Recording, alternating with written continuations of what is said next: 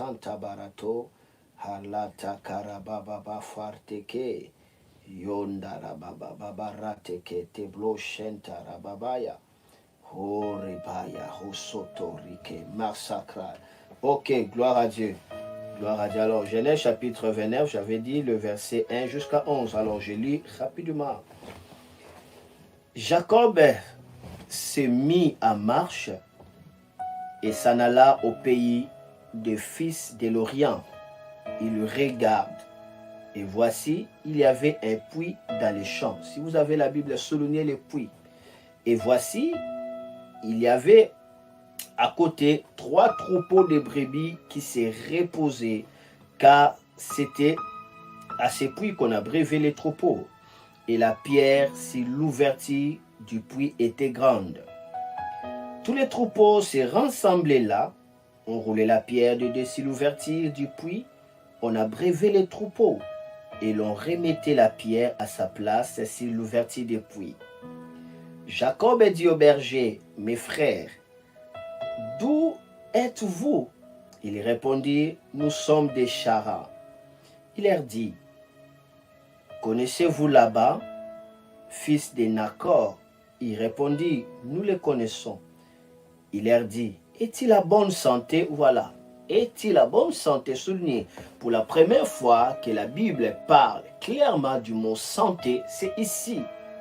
Ici, le mot santé apparaît pour la toute première fois dans la Bible. C'est ici qu'il y a la pensée, la définition de Dieu à ce qui concerne la santé. Waouh! Hé, hé, hé, hé, hé. Alors, je continue. Ils répondirent, il est en bonne santé. Et voici Rachel, sa fille, qui vient avec les troupeaux. Il dit, voici, il est encore grand jour et il n'est pas temps de rassembler les troupeaux, abréver les brebis, puis aller et faites les paîtres. 8. Ils répondirent, nous ne les pouvons pas jusqu'à ce que tous les troupeaux soient rassemblés. C'est alors qu'on roule la pierre de dessus l'ouverture du puits, qu'on abrève les brebis. 9. Comme il leur parlait encore, servait Rachel avec les troupeaux de son père, car elle était bergère. Lorsque Jacob vit Rachel, fille de Laban, frère de sa mère, et les troupeaux de Laban, frère de sa mère, il s'approcha, roula la pierre de dessus l'ouverture du puits et abréva les troupeaux de Laban, frère de sa mère. Et Jacob baisa Rachel. Il éleva la voix et pleura. Waouh, gloire à Dieu. Je sais qu'avec cette lecture, beaucoup de gens sont en train déjà de se demander, ben, qu'est-ce que le pasteur nous a voulu dire dans cette lecture. Mais je vais vous dire tout simplement, Dieu nous raconte une belle histoire qui nous révèle la définition de la santé selon la pensée de Dieu. Et je vous invite à découvrir ça. Mais ce que je puis découvrir, que c'est dans cette histoire de Jacob à Chara, cela veut dire Babylone aujourd'hui, Babylone après, et puis aujourd'hui c'est Irak. Irak c'est cela, Chara. C'était d'abord Chara, et puis c'était Mésopotamie, et puis c'était Babylone, et puis ça devient Irak aujourd'hui. Cette histoire-là. Alors dans cette histoire, nous voyons le mot santé apparaître pour la première fois. Est-ce que ma famille est en bonne santé? Oui, oui, ils sont en bonne santé. Pour la première fois que le mot santé est apparu. Et en plus, j'ai pu découvrir que ce qui est drôle est que dans le livre de Genèse, on a parlé de la santé qu'autour de la personne de Jacob et par rapport à son environnement. Donc, j'ai cherché le mot santé dans le livre de Genèse on a cité les mots santé que autour de la personne de Jacob. On a parlé des mots santé dans Genèse chapitre 29. Genèse chapitre 29, le verset 6, on parle de la santé. Genèse chapitre 37, le verset 14, on parle de la santé. Genèse 43, verset 27, 28, on parle de la santé. Donc tout cela, ça figure toujours autour d'une seule personne. La personne de qui? La personne de Jacob. Voilà pourquoi, avec raison que Dieu se présenta comme le puissant de Jacob. La Bible parle de Jacob, parle de Dieu comme le puissant de Jacob. À chaque fois qu'on parle de Jacob, il y a une expression de la vigueur, il y a une expression de la force. On dit le puissant de Jacob, le puissant de Jacob. Lorsqu'il s'agit de la puissance, on utilise toujours le puissant de Jacob. La sorcellerie ne peut rien contre Jacob, parce qu'il s'agit d'un peuple puissant qui ne peut pas recevoir la sorcellerie, qui ne peut pas recevoir l'envoûtement, qui ne peut pas être vacillé, être bousillé, être détruit. À cause de qui? À cause de Jacob. Donc à chaque fois que la Bible utilise la puissance dans l'alliance d'Abraham, Isaac et Jacob, Dieu mentionne toujours les mots de Jacob. Cela m'a beaucoup touché. Alors, j'aimerais que je puisse faire cette lecture. Découvrons d'abord, parce que je ne serai pas pressé, on est en train de naviguer vraiment dans la révélation. On doit être calmement. Être calme. Donc, c'est drôle de remarquer qu'autour de la personne de Jacob, que la Bible a parlé de la santé dans tous les livres de Genèse. On signale qu'à la personne de Jacob. Regardez avec moi Genèse chapitre 29. Je crois qu'on venait déjà de lire ça. Là, l'avion cherche à décoller, mais on n'a pas encore décollé. Donc, écoutez pour comprendre, sinon, on ne va rien comprendre. Genèse chapitre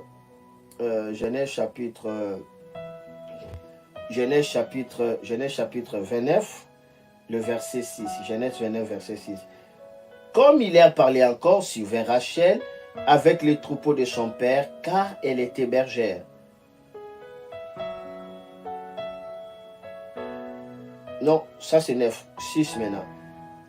Il leur dit, est-il en bonne santé? Il répondit, il est en bonne santé, et voici Rachel, sa fille, qui vient avec les troupeaux. Voyez? Maintenant, voyez, on a utilisé la santé par rapport à Jacob qui posait la question. Le mot santé est apparu là-bas. Regardez encore Genèse chapitre 37. Genèse chapitre 37 maintenant. Genèse chapitre 37, le verset 14. Je dois lire parce qu'on fait des manœuvres pour voler. Israël lui dit, Israël ici c'est Jacob. Israël lui dit, va, je te prie, et vois si tes frères sont en bonne santé. Vous vous rappelez, il a envoyé Joseph, voilà, pour aller voir si ses frères sont en bonne santé. Israël lui dit, va, je te prie, et vois si tes frères sont en bonne santé, et si le troupeau est en bon état, et tu m'en rapporteras des nouvelles. Il envoya ainsi de la vallée d'Hébron, et Joseph s'en alla à Shittim. On a aussi parlé ici de la santé, toujours autour de Jacob. Regardez encore Genèse 43, verset maintenant 27 à 28. Genèse 43, verset 27 à 28. Regardez, Genèse 43, 27 à 28. Ok, il leur demanda comment il s'est porté.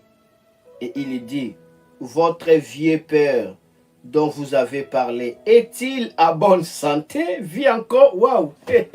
Ici, Joseph est déjà gouverneur. Il a déjà grandi ici. Maintenant, ses frères sont allés en Égypte.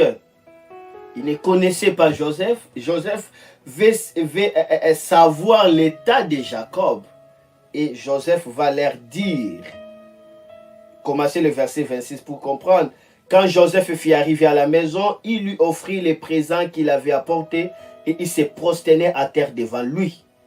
Il leur demanda maintenant comment il s'est porté et il dit, votre vieux père dont vous avez parlé est-il en bonne santé, vit encore? À la présence de Jacob, on utilise le mot santé. Waouh! Il répondit, ton serviteur, notre père, est en bonne santé. Il vit encore. Ils s'inclinèrent et se prosternèrent. Et en bonne santé, il vit encore. Donc la santé est attachée avec la vie. À chaque fois on parle de la santé dans le livre de Genèse, clairement, selon la loi de première mention, nous voyons la personne de Jacob est flashée. Ce n'est pas pour rien que la Bible insiste de cette façon. Donc il y a une grande révélation, il y a un grand trésor dans lequel il faut puiser. Pourquoi seulement la santé doit apparaître à la personne de Jacob? Je dis parce qu'on parle de Jacob comme la première personne qui a vu l'échelle en train de monter. L'échelle était étalée, les anges montaient et les anges descendaient. Il dit pour la toute première fois, ici c'est la maison de Dieu. Moi je ne savais pas. Abraham n'a pas dit ça, Isaac n'a pas dit ça, Noé n'a pas dit ça. La première personne à voir la révélation de la maison de Dieu, de l'église, c'est Jacob. Manda kreya broye sete kraya mandara. Et il appelle cet endroit Bethel. Bethel. Bethel. À chaque fois il y a le mot Beth. Beth veut dire maison. El c'est Dieu. Bethel, maison de Dieu. Et donc la santé divine se retrouve dans la maison de Dieu.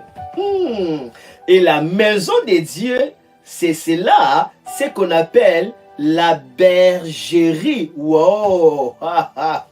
Et la bergerie, on doit trouver des choses dans la bergerie. On trouve les champs, on trouve aussi les puits. Alors maintenant, je vais commencer à ouvrir la révélation selon que le Saint-Esprit m'avait défini les concepts santé selon la pensée de Dieu. Donc nous voyons qu'à chaque fois qu'on parle de la santé ici, on attache à la personne de Jacob et nous découvrons que la santé c'est la vie. Et il est en bonne santé, il vit. Il est en bonne santé, il vit. Je prie d'abord avant d'ouvrir des révélations. Je déclare sur toi dans le nom de Jésus que le puissant de Jacob se révèle dans ta vie au nom de Jésus-Christ. Que le puissant de Jacob, El Adonai, se révèle dans ta vie au nom de Jésus-Christ de Nazareth. Que le Dieu Tout-Puissant, qui est le puissant de Jacob, puisse te toucher et t'impacter au nom de Jésus-Christ de Nazareth. Alors maintenant, entrons dans la révélation de la pensée de Dieu pour ce qui concerne la santé. La santé. Je suis en train de parler sur la santé divine. Je suis en train de parler sur la santé divine. Entrons maintenant dans la révélation et voyons la pensée de Dieu pour ce qui concerne la santé divine. Merci Seigneur. Nous retournons dans notre texte base, Genèse chapitre 29. Genèse chapitre 29. Regardez. Je dois lire le verset 1. C'est ici que nous trouvons la loi du premier mention. Pour la première fois que la Bible a parlé de la santé, c'est autour de cette histoire, Genèse chapitre 29. Maintenant ici, le Saint-Esprit a commencé à me donner la lumière de la révélation de la santé divine. Des choses qui activent la santé divine, des choses par lesquelles la santé divine loge. Dès qu'on trouve ces choses, dès qu'on comprend ces choses, la santé divine commence à germer en toi. La santé divine commence à germer à toi. Une vie sans maladie, une vie sans peine, une vie qui réside vraiment dans la santé selon la pensée de Dieu. Genèse chapitre 29, regardez. Jacob s'est mis en marche et s'en alla au pays des fils de l'Orient. Il regarde. Non, je mal lis. Il regarda. Et voici. Il regarda et voici. Donc, pour que voici arrive dans ta vie, tu dois regarder. Voilà pourquoi, pour la première fois, on parle de voici. La Bible dit, lorsque Dieu a créé Ève, Adam était encore en train de dormir. Adam se réveilla.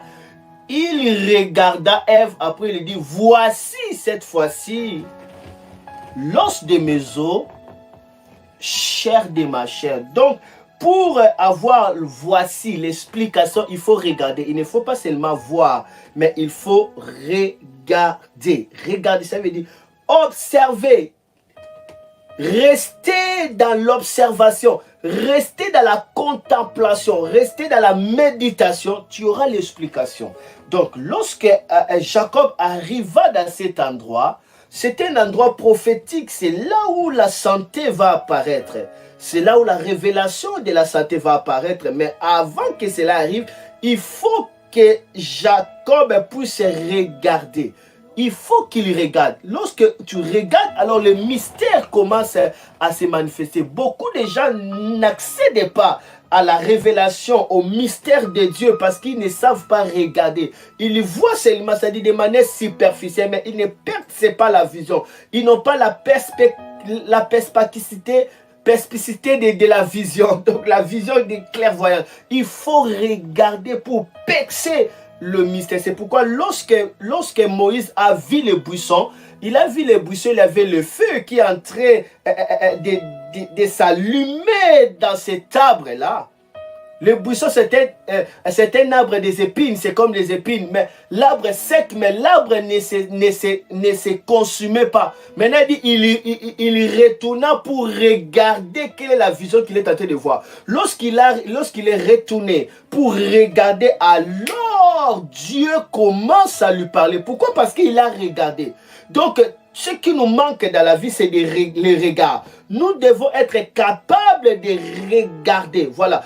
Aussi longtemps qu'Abraham voyait les étoiles, rien ne s'est passé. Mais lorsque Dieu a dit à Abraham, sors un peu de ta tente et regarde les étoiles. Lorsqu'Abraham sortit, il regarda. Cette fois-ci, dans les étoiles, Abraham n'a pas vu les étoiles comme ordinairement. Non, parce qu'il avait regardé.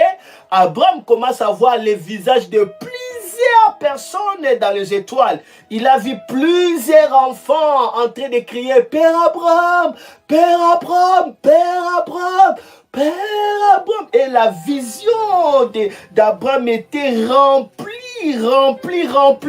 remplie des images des enfants, remplie des enfants. Et cela a fusillé directement dans son corps. Abraham est devenu vigoureux, capable maintenant de féconder. C'est la raison pour laquelle, lorsqu'Abraham a vu ça, la Bible nous dit clairement, Sarah va dire à Abraham d'aller chez Agar. Et directement, Abraham a vu le premier enfant.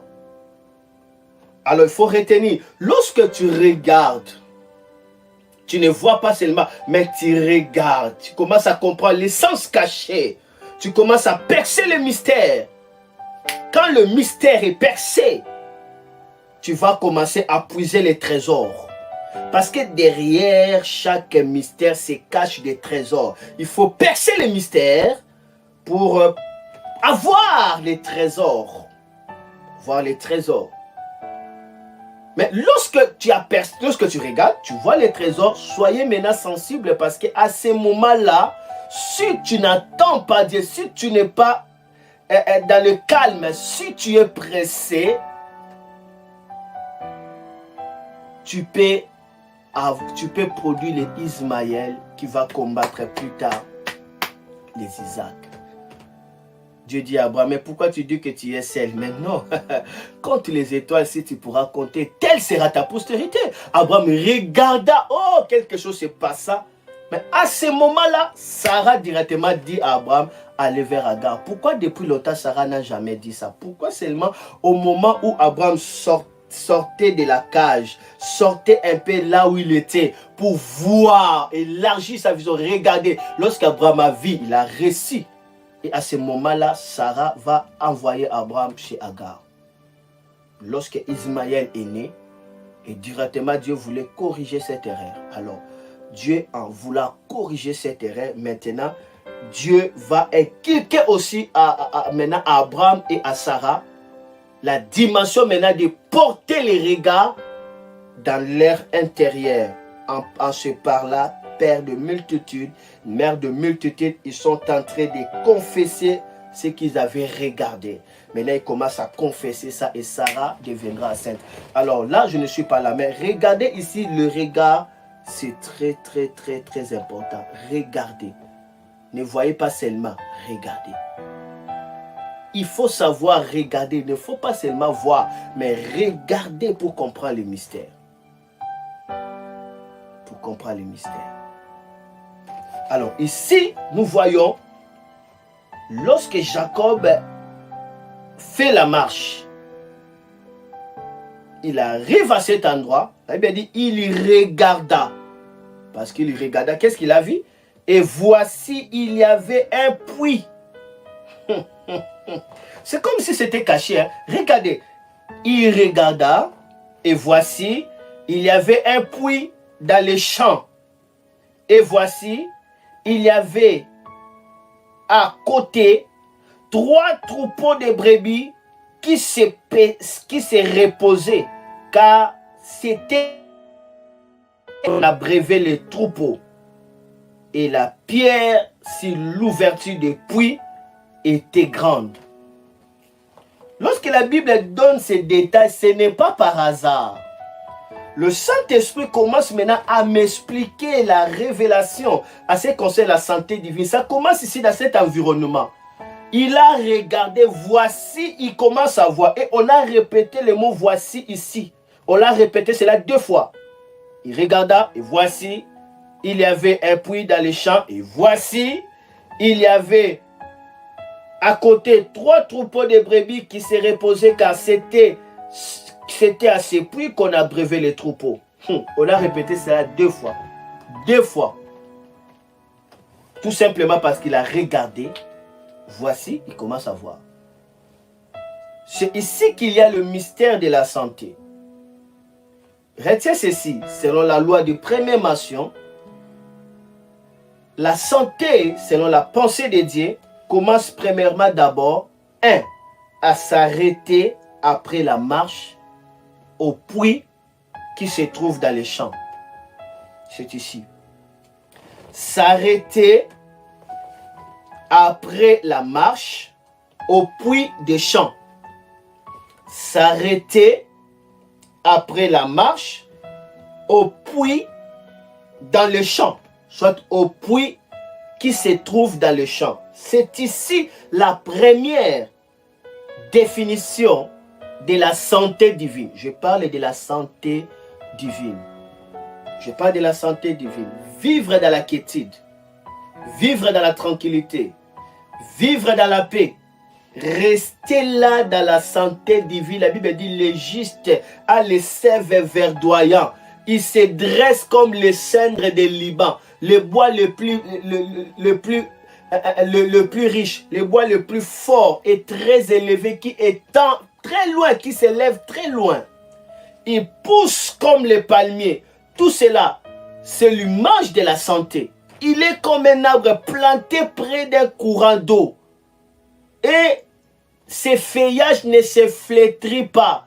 Ça, c'est la santé divine. Le feuillage ne se flétrit pas. La personne garde cet état de la santé divine. Ça, c'est la santé divine. Comment expliquer une dame, une vieille dame de 90 ans, arrive à avoir l'enfant et il commence aussi à allaiter? Ça, c'est la santé divine.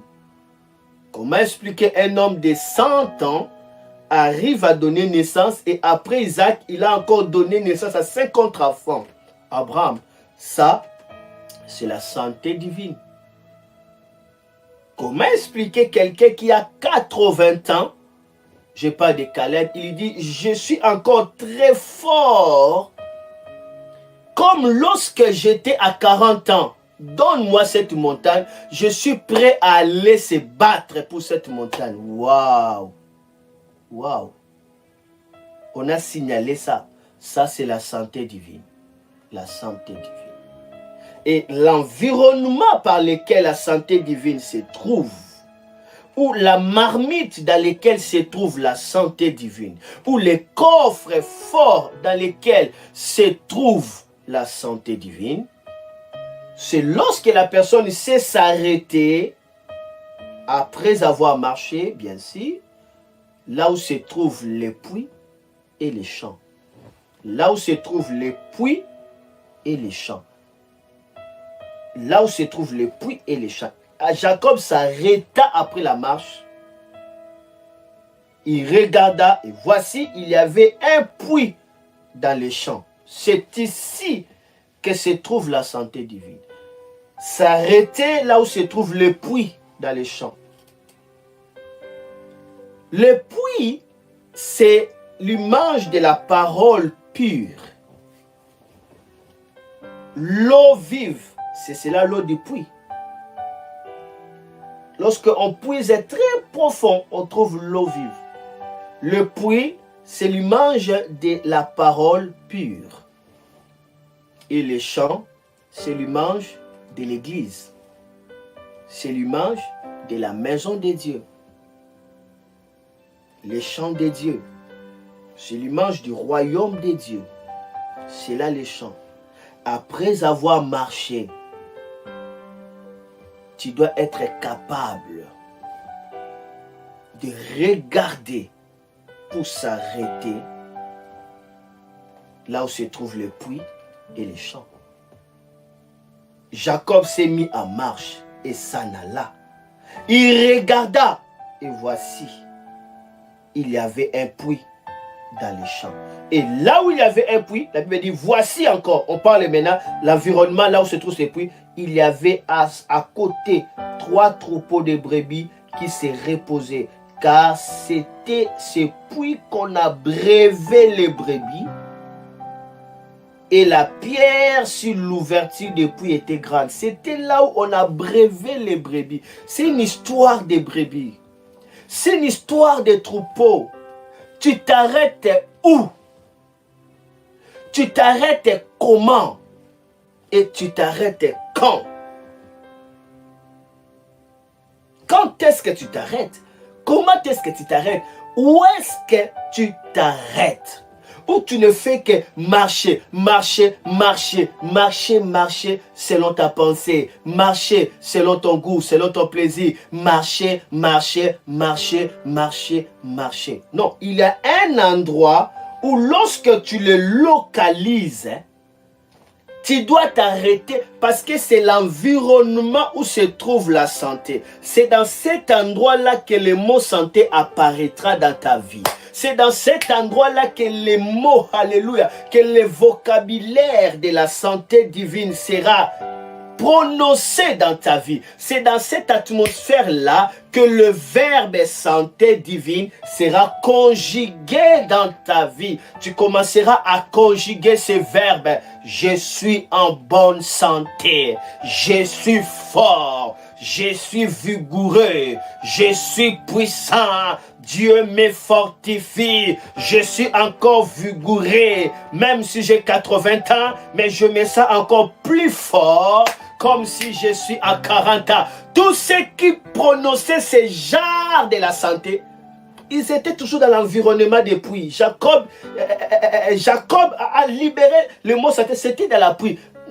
Qui a parlé de la santé sans qu'il y ait le puits? La parole pure. Qui? Qui? Lorsqu'Abraham a reçu la parole, Dieu dit, regarde, compte les étoiles, la santé est venue. Lorsque Dieu a dit à Abraham, ton nom devient Abraham, Sarah, tu n'es plus Saraï, ton nom c'est Sarah, mère de multitudes. Ça c'est la parole, c'est le puits. Dès qu'ils ont bu à ce puits-là, la santé divine s'est installée dans l'air et corps. N'est-ce pas, c'est merveilleux? N'est-ce pas, c'est merveilleux ça? N'est-ce pas, c'est glorieux ce que le Saint-Esprit est en train de nous révéler à ce temps de la fin? Veux-tu vivre la santé divine? Localise les puits, localise les champs. Localise les puits, localise les champs. Où est-ce qu'il y a les puits? Où est-ce que se trouvent les puits? Déplace-toi là où se trouvent les puits. Fais des kilomètres là où se trouvent les puits. Marchez, regardez jusqu'à ce que tu vas voir les puits. Waouh! C'est pourquoi Jésus, avant de mourir, il a célébré la Pâque cérémoniale. C'était là où il va instituer la communion, la Sainte Seine.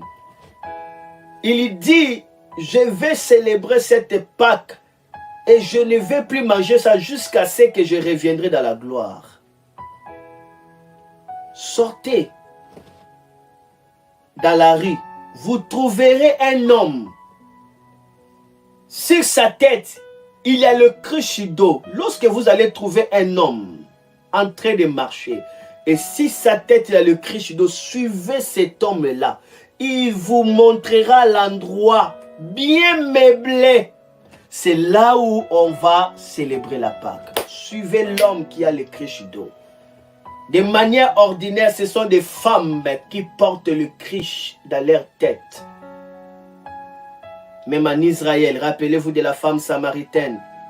Rappelez-vous même ici, plus tard, on va voir qui? On va voir Rachel. Rappelez-vous de Moïse, on va voir Séphora. Et la famille de Séphora s'est retrouvée où? Dans les cruches.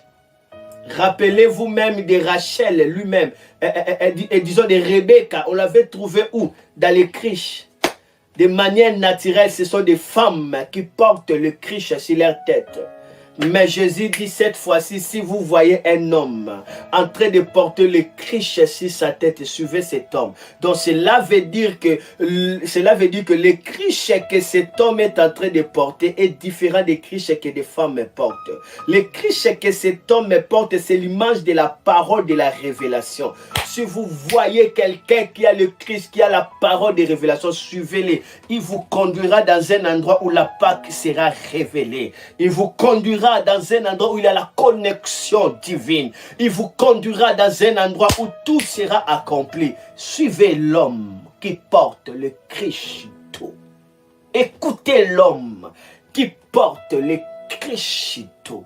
Et surtout aujourd'hui dans les temps de la fin, il y a beaucoup de serviteurs, il y a beaucoup d'enseignements, il y a beaucoup par-ci, par-là. Le monde est rempli et rempli et rempli et rempli de connaissances. Parce que nous sommes dans les temps de la fin. Les temps de la fin caractérisés par trois choses. La connaissance dans tous les domaines, que ce soit occultisme, que ce soit des dieux. La puissance dans tous les domaines, que ce soit de l'occultisme et de Dieu, mais celle de Dieu surpasse toujours. Et l'immoralité. L'immoralité. Mais lorsque vous trouvez l'homme qui porte le Christo, l'homme qui a l'eau, qui a la révélation, et suivez cet homme, suivez-le. Jésus dit suivez-le. Ne faites pas de fiers. Suivez l'homme là qui porte le Christo. Suivez l'homme qui porte le Christo. Mais aujourd'hui, les gens n'ont pas la capacité à regarder pour voir. Ils n'ont pas la capacité à regarder. Ils n'ont pas cette capacité de regarder, de découvrir l'homme qui porte le Christo. La santé se retrouve dans l'atmosphère où se trouvent les puits et les champs.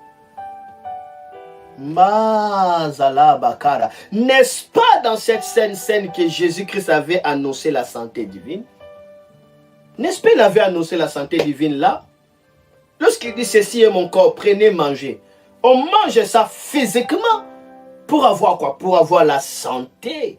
Ceci est mon sang, prenez et buvez. On boit cela physiquement, mais dans les symboles. Pour avoir quoi? Pour entrer dans la santé divine. La Sainte Seine amène la santé divine. La Sainte Seine éradique des virus. La Sainte Seine, si tu le fais dans la révélation, ça va tuer des maladies. Ça va t'accorder la santé de Dieu, la vie de Dieu, la vie de Dieu, la vie de Dieu. Mazorabra, l'atmosphère de la santé divine se trouve là où il y a le puits. Il faut s'arrêter au puits, la parole pure, au chant, le vers, pâturage, au chant, l'église, la communauté chrétienne, l'ensemble de Dieu, la maison de Dieu. Ça, c'est le premier caractéristique où se trouve la santé. Pour parler de la santé, dans la loi de la première mention, on utilise premièrement d'abord le fait de s'arrêter là où se trouve le puits d'eau et les champs. Le puits d'eau, je vais de révéler la parole. Le champ, c'est l'église, l'ensemble de Dieu. C'est cela se trouve les champs. Aujourd'hui, le Seigneur va te guérir, va te libérer. D'ailleurs, alors que tu es en train d'écouter cette parole, c'est la parole de puits. La santé divine commence à entrer dans tes os, commence à circuler dans tes veines, commence à affecter ton cerveau, ton sang, ton système nerveux, et ta vie commence à être touchée dans la santé divine. Au nom de Jésus, je prie ainsi. Amen. Deuxième dimension de la santé divine, il faut se reposer près des puits. Se reposer près des puits. Là où se trouve le puits, repose-toi là. Lisez Genèse chapitre 29. Maintenant le verset 3. Je recommence encore. Genèse 3. Tous les troupeaux se rassemblaient là. On roulait la pierre de dessus l'ouverture du puits. On abreuvait le troupeau et l'on remettait la pierre à sa place sur l'ouverture du puits. Je cherche là où on a parlé du repos.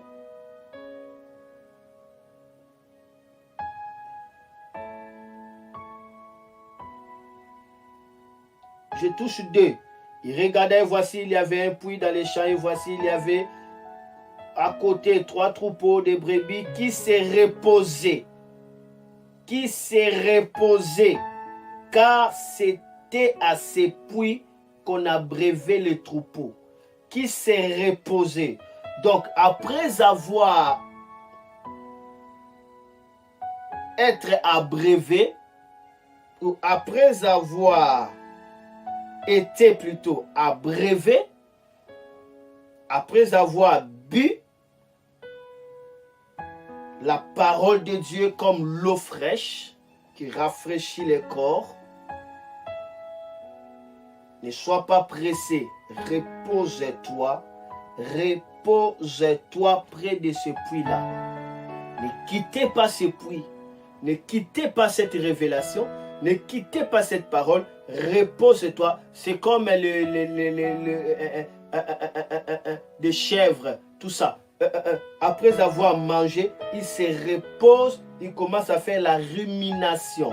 Il commence à faire la rumination. Des brebis aussi le font la rumination. Ça veut dire que tu te reposes près des puits. Donc tu es en train de commencer maintenant à faire quoi? À faire la méditation. Le repos dans la parole de Dieu. C'est ça la méditation. Tu te reposes dans cette parole. Ça veut dire tu te confies dans cette parole. Tu trouves ton repos dans cette parole.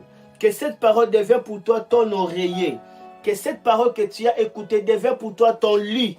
Que cette parole devienne pour toi un endroit de repos. Ça veut dire tu te reposes là. Il y a beaucoup de gens qui écoutent la parole, boivent la parole, mais ne se reposent pas. Après avoir bu l'eau du puits, repose-toi maintenant. Repose, c'est-à-dire, laissez cette parole commencer à travailler à toi. Lorsque la Bible parle du repos, la Bible est en train de parler le calme de l'âme. C'est-à-dire, un cœur calme, un cœur qui n'est pas troublé, un cœur qui n'est pas agité. Lorsqu'on te dit tu es guéri, alors repose-toi. Cela veut dire croyez que tu es guéri. Même si tu sens des douleurs, même si tu continues à sentir les mêmes symptômes. Mais si tu te reposes, tu dis je suis déjà guéri, tu te reposes là, tu vas être surpris. Déjà la maladie t'avait déjà quitté.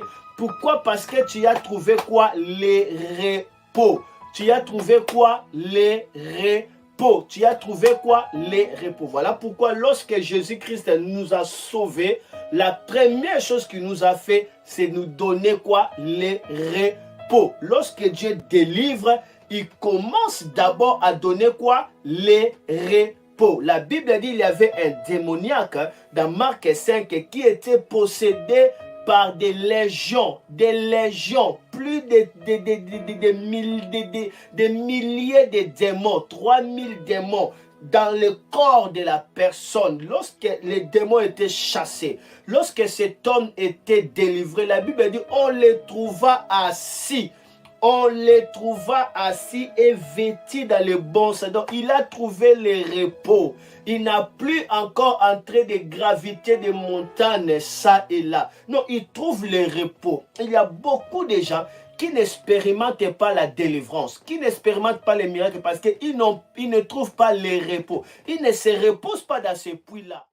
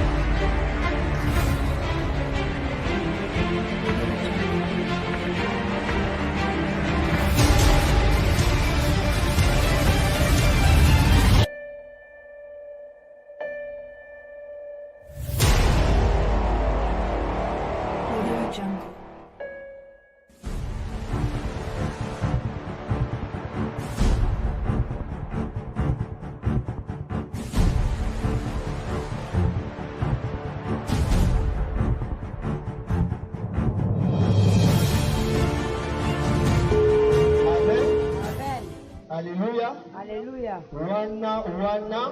Wana, wana. Wana, wana. Wana, wana. Wana.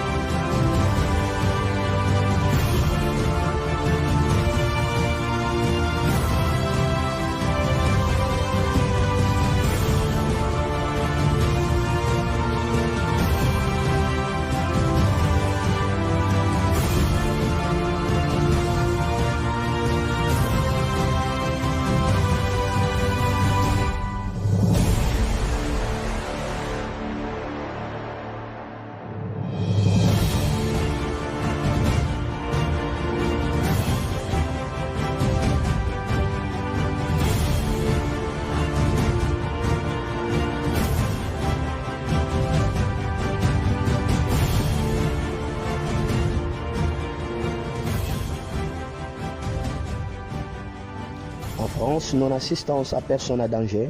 C'est un délit susceptible de 3 ans d'emprisonnement et d'une amende de 75 000 €.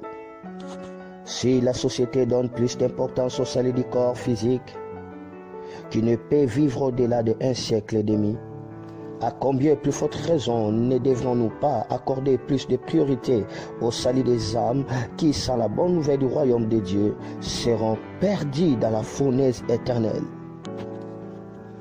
Oui, Dieu a tellement aimé le monde qu'il a donné son Fils unique. Ainsi, tous ceux qui croient en lui ne se perdront pas loin de Dieu, mais ils vivront avec lui pour toujours. Jean 3, 16. Sauver une âme, c'est urgent. C'est notre but suprême. La bonne nouvelle cause la joie au ciel et sur la terre. Il est écrit, il y aura plus de joie dans le ciel pour un seul pécheur qui se répand. Luc 15, 7. Mais l'ange leur dit, ne craignez point, car je vous annonce une bonne nouvelle qui sera pour tout le peuple le sujet d'une grande joie. Luc chapitre 2, le verset 10. Merci d'apporter vos dons, libéralité, offrande d'amour pour le salut des âmes. Contactez-nous.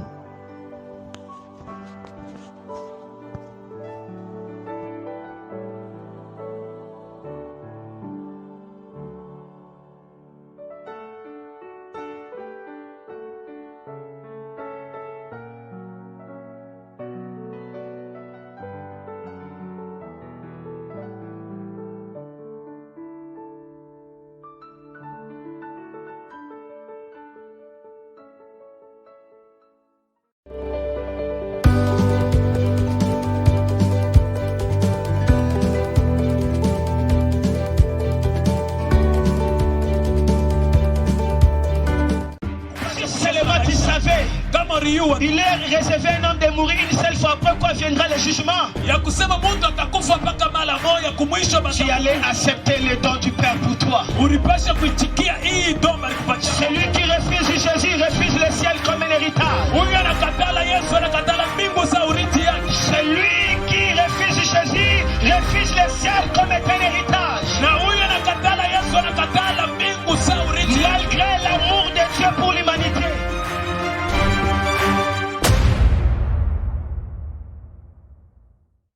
Gloire Jésus-Christ, sauve. Il est notre Dieu, il est notre Sauveur, il fait de merveilleuses choses. Pour cette année 2022, Dieu m'a donné sa parole. Il m'a dit, 2022, c'est mon temps. Le royaume de Dieu est venu vers nous. Oui, c'est mon temps et c'est ton temps parce que le Seigneur fera des grandes choses. Où irai-je loin de la présence de Dieu? La plus grande bénédiction que l'homme peut recevoir de la terre, c'est avoir Jésus dans son cœur. Il aura le ciel comme un héritage. Soyez bénis de la part de Dieu. Alors que vous voulez être sauvés, priez rapidement avec moi et le Seigneur vous sauvera. Priez. Seigneur, répétez cette prière s'il vous plaît. Seigneur Jésus, j'ai compris que c'est toi qui es la vérité, le chemin et la vie. Je te donne ma vie. Fais de moi la personne que tu veux que je sois. Et je déclare que tu es mon Seigneur et tu es mon Sauveur. Entre dans mon cœur. Sauve-moi aujourd'hui. Au nom de Jésus. Amen. Alors que vous avez fait ça, vous êtes sauvés.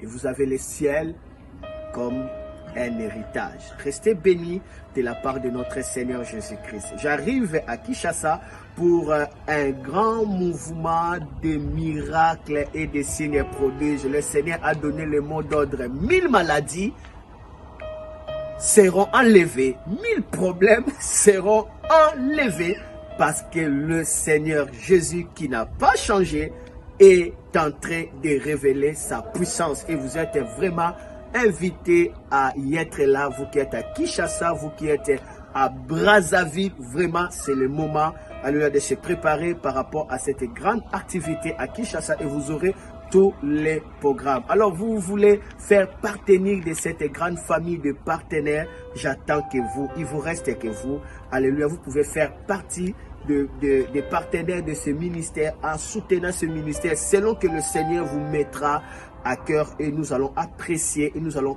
marcher ensemble avec vous et commencer à prier avec vous, et Dieu ne manquera pas à vous bénir. Donc contactez-moi et je vais vous répondre. Que Dieu puisse vous bénir. Je prie pour les malades. Dans le nom de Jésus-Christ de Nazareth, que toute maladie, alléluia, qui circule dans vos corps soit enlevée et supprimée au nom de Jésus. Je prie que Satan puisse enlever sa main au-dessus de vous, enlever sa main au-dessus de vos familles, enlever sa main au-dessus, alléluia, de vos activités. Reçois la délivrance et soyez bénis au nom de Jésus-Christ. Amen. Gloire Jésus-Christ. Sauve.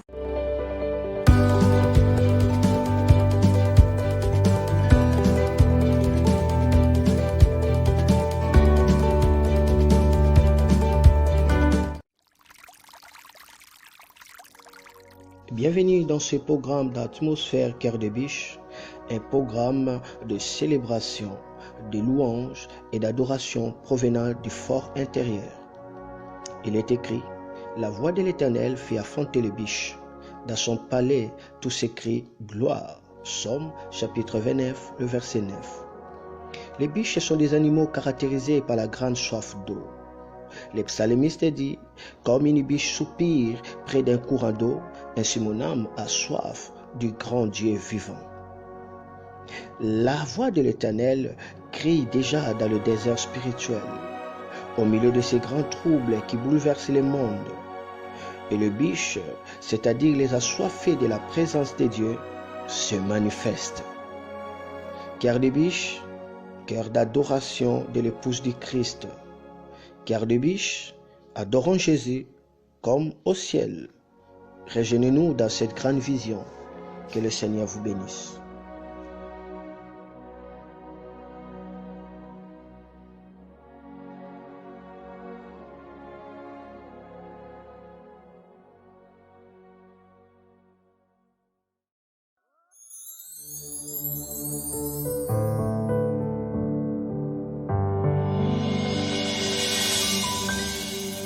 Ascension, la montée miraculeuse, Christ rentre vers le Père, il a achevé sa mission, après qu'il eut tout accompli, laissons place au Saint-Esprit, afin qu'il vienne à son tour, pour réaliser son œuvre avec la promesse de Dieu. Ascension, la montée miraculeuse, Christ rentre vers le Père, il a achevé sa mission. Après qu'il eut tout accompli, laissons place au Saint-Esprit, afin qu'il vienne à son tour, pour réaliser son œuvre avec la promesse de Dieu. Le voici, il est là, apportant la solution aux problèmes qu'il aura trouvés. Soyons sensibles à sa visite si nous voulons le recevoir, car il est là pour nous faire du bien.